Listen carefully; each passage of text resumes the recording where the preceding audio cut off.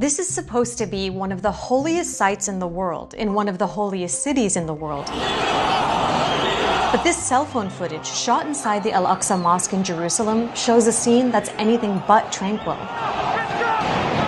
Trapped inside, Palestinian worshippers are tear-gassed by Israeli forces. You can see the stained glass windows of the prayer hall being smashed by the police, who then aim their guns through the openings. Eventually, they enter the hall and begin arresting dozens of people. This scene has been repeated over and over. Israeli police raiding the compound, locking the mosque's doors, attacking with tear gas, rubber bullets, beatings, and arrests. In the ancient courtyard, people fight back with stones and fireworks. This is a city under occupation where Israelis have the ultimate power, and they often succeed in clearing the compound to let these Jewish Israelis in. On the surface, this might seem like just a religious rivalry, but there's a lot more to this story. It's about control, not just of the holy sites, but of the land and the people who live on it. So we're going to look at who these people are, what their goals are, and how a 1994 massacre of Palestinians at another holy site by an Israeli-American settler might shed light on where Jerusalem is headed today.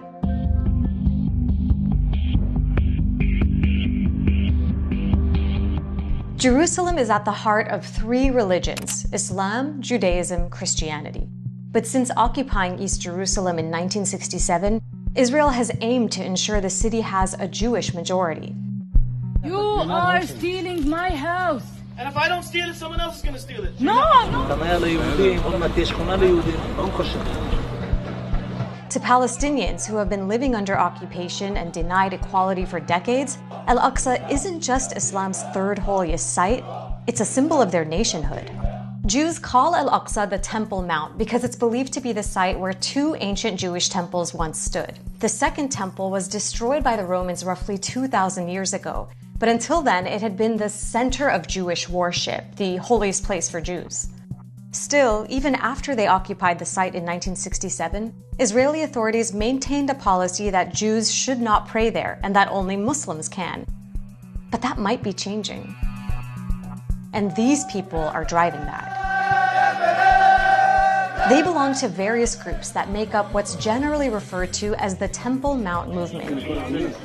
Their ultimate goal is to demolish the mosque, this symbol of Palestinian nationhood, this sacred site to Muslims worldwide, and build a third Jewish temple there. And they're pretty open about their plans. For 34 years, the Temple Institute has been preparing for the rebuilding of the Holy Temple and the renewal of the divine service. They've even got detailed architectural renderings of what the temple would look like. They receive financial support from the Israeli government and charities in the US, Canada, and the UK. In recent years, they've even offered cash rewards to Jews who enter the Al-Aqsa compound or slaughter animals there, which was part of Jewish ritual at the original temple.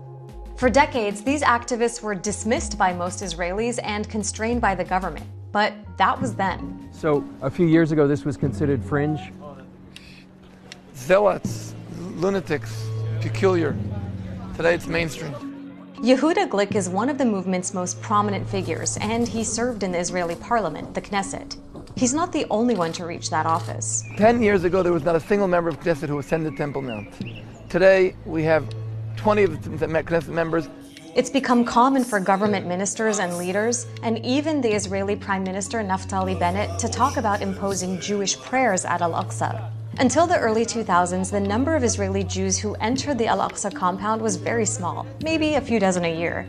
But as the Temple Mount movement has moved into the mainstream, that number has recently grown to tens of thousands a year. With the Israeli government increasingly allowing the status quo at Al-Aqsa to change, the worry is that things are going in one direction, towards a situation where Palestinian access to it is restricted even more, the way it has been at another holy site in the wake of a bloody mass killing. Here's that story. 20 miles south of Jerusalem is the Israeli-occupied city of Hebron, where the prophet Abraham is believed to be buried with members of his family under this building. Abraham is a central figure for both Jews and Muslims. That's why Jews call this site the Cave of the Patriarchs, and Muslims refer to it as the Ibrahimi Mosque. After the occupation began in 1967, Hebron was the first place that Israelis settled in violation of international law. Jews and Muslims both prayed at the site, but the situation was volatile. On the morning of February 25, 1994, hundreds of Palestinian Muslims were praying at the Ibrahimi Mosque. An American-born Israeli settler, a reservist in the Israeli army carrying an automatic rifle, entered the mosque, waited for worshippers to kneel down in prayer, and then started shooting. Baruch Goldstein killed 29 people and injured more than 120. One witness described how there were bodies and blood everywhere. Goldstein's massacre ended when the survivors hit him with a fire extinguisher and beat him to death. The injured were rushed to hospitals, which were overwhelmed. And as news of the killing spread, protests broke out across Hebron. Israeli soldiers opened fire, killing more than 20 additional Palestinians in the following days. While we were researching this story, we came across a letter published in the New York Times in 1981. The author notes the difference between Palestinian and Israeli birth rates. The solution, he writes, is for Israel to, quote, act decisively to remove the Arab minority from within its borders. The letter was written by Baruch Goldstein 2 years before he left the United States for Israel. Goldstein joined the Israeli military and became an army doctor, but often refused to treat non-Jews. He joined an anti-Arab political party called Kach that was later banned for inciting racism. He lived and was eventually buried in Kiryat Arba, an illegal Israeli settlement in Hebron. The settlers there strongly believed that Hebron should be theirs alone. I think that his act brought a lot of security to the Jewish people here in Hebron and Kiryat Arba. After the massacre, the settlement's chief rabbi described Goldstein as holier than all the martyrs of the Holocaust. Goldstein's grave is often visited by supporters, and his tombstone reads, "He gave his life for the people of Israel, its Torah and land." The massacre led to big changes in Hebron at the expense of its victims, the Palestinians. Under the pretext of securing the settlers who lived in the old city and preventing more violence, the Israeli army imposed a 2-week curfew on all of Hebron's Palestinians. It made the area around the Ibrahimi Mosque permanently off-limits to everyone except settlers and foreign tourists. This had been a bustling marketplace, a commercial center for Palestinian life. But after the massacre, these shopfronts were welded shut by the Israeli army. The old city is now cut off from the rest of Hebron by dozens of Israeli checkpoints, making it very difficult for most Palestinians to get there or pray at the mosque. Israel also forcibly divided the Ibrahimi Mosque, 40% for Muslims and 60% for Jews, but all of it under full Israeli military control. Basically, the settlers won. And here's how that story is connected to today. Palestinians fear that what happened in Hebron in 1994 could be repeated in Jerusalem. It's not just about the possibility of another massacre, but the fact that the people who share Baruch Goldstein's beliefs have more power than ever in Israel. For example, the banned political party Goldstein was part of has rebranded. Some of its former members joined new parties and are now in the Israeli Knesset. They're drafting and passing laws and are part of the ruling coalition government. Take the Otzma Yehudit party, for instance. Its platform explicitly calls for Palestinians to leave, saying it'll work to remove the enemies of Israel from our country. It also calls for Israeli sovereignty and ownership to be imposed over the Temple Mount. And its leader had a photograph of Baruch Goldstein hanging on his living room wall. זה החלום. זה החלום שהתגשם בעזרת השם. הבעיה שיש שם, כרגע יש שם משהו אחר, אתה יודע, איתמר.